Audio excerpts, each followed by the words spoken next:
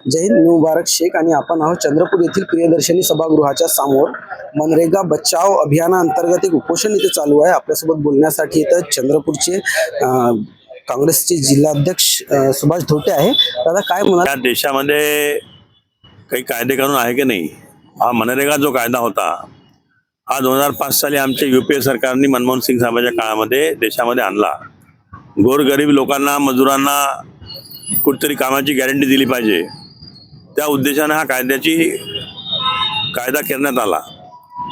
परंतु कुठेतरी या सरकारने सगळे जे राष्ट्रपुरुष आहे त्यांचे नावच मिटवण्याचं काम सुरू केलेलं आहे। इंदिरा गांधीच्या नावाची योजना होती घरकुलाची, तिचं नाव मिटवून त्यांनी प्रधानमंत्री आवास योजना केली।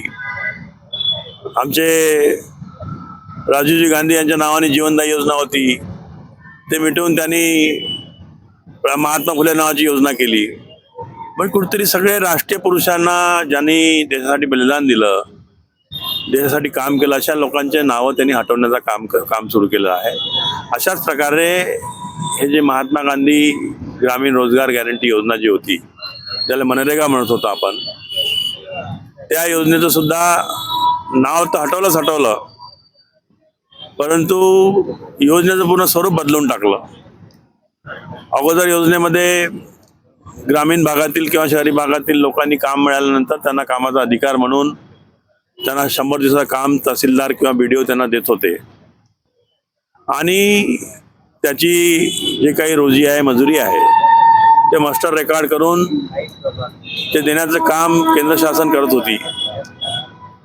आता तो अधिकार त्यांचा काढून टाकला। केंद्र आता पैसे देणार नाही, केंद्र 60% पैसे देणार, राज्य 40% पैसे देणार, आणि त्यांना कामाचा अधिकारच नाही राहिला। त्यांनी काम मागितलं, काही केलं तरी केंद्र सरकार अवलंबून आहे काम द्यायचं की नाही द्यायचं, त्यामुळे तो अधिकार गेला। दुसरा अधिकार, समजा काम नसलं तरी तो बेरोजगारीचा भत्ता मिळत होता, तो अधिकार त्यांनी काढून टाकला। आणि शेतकऱ्यांना शेतीमधून माल मिळत असताना किंवा कुठेही त्या काळामध्ये त्यांचं कुठलंही रोजगार हमीचं काम घेऊ नये असे त्यांना नवीन निकष लावले। अशा प्रकारे या कायद्यामध्ये जो बदल केला, आणि आमचे जे राष्ट्रीय पुरुष किंवा ज्याला आपण राष्ट्रपिता दर्जा दिला असे महात्मा गांधी यांचं नाव मिटवून कुठेतरी GRMG असं नाव त्यांनी दिलेलं आहे नवीन याच्या नियमानुसार, हे चुकीचं आहे। त्यामुळे आम्ही हे सांकेतिक उपोषण सुरू केलेलं आहे। आम्ही इथंच थांबणार नाही, तर 16 तारखेनंतर, 16 जानेवारीनंतर प्रत्येक गावखेड्यामध्ये जाऊन या आंदोलनाची गरज लोकांना कशी आहे हे पटवून देण्याचं काम काँग्रेस करणार आहे। आणि काँग्रेसचीच ही योजना असल्यामुळे काँग्रेसनी या योजनेबद्दल आवाज उठवलेला आहे, आणि योजना पुन्हा कशी पुनरुज्जीवित करता येईल यासाठी आमचा प्रयत्न राहणार आहे। तुम्ही म्हटले की राजीव गांधीजीचं नाव चेंज करून सावित्रीबाईजीच्या फुलेंचं नाव देण्यात आलं आहे, ते चुकीचं झालं? नाही, चुकीचं झालं म्हणण्यापेक्षा महात्मा फुलेच्या नावाने वेगळी योजना सुरू करू शकले ना तुम्ही। राजीव गांधीचं सुद्धा असलेशन झालं ना। राजीव गांधीला मारलं गेलं की नाही? ते काही घराच्या धुऱ्या भांड्यासाठी मारलं गेलं का? वैयक्तिक कारणासाठी मारलं गेलं का?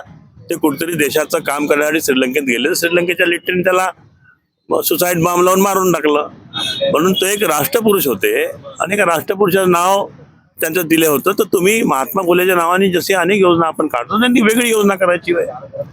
त्यासाठी कोणाच्या विरोधाचं कारण नाही। महात्मा फुले सुद्धा आपल्या महाराष्ट्रातले थोर पुरुष आहे, ज्याला परमपूज्य बाबासाहेब आंबेडकरांनी आपला गुरु मानलेला आहे। परंतु कुठलं तरी एकाचं नाव हटून दुसऱ्याला देण्यापेक्षा त्यांच्या नावाने एक वेगळी योजना करायची आहे, असं आमचं म्हणणं आहे।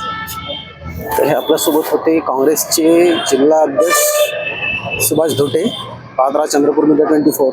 जय हिंद।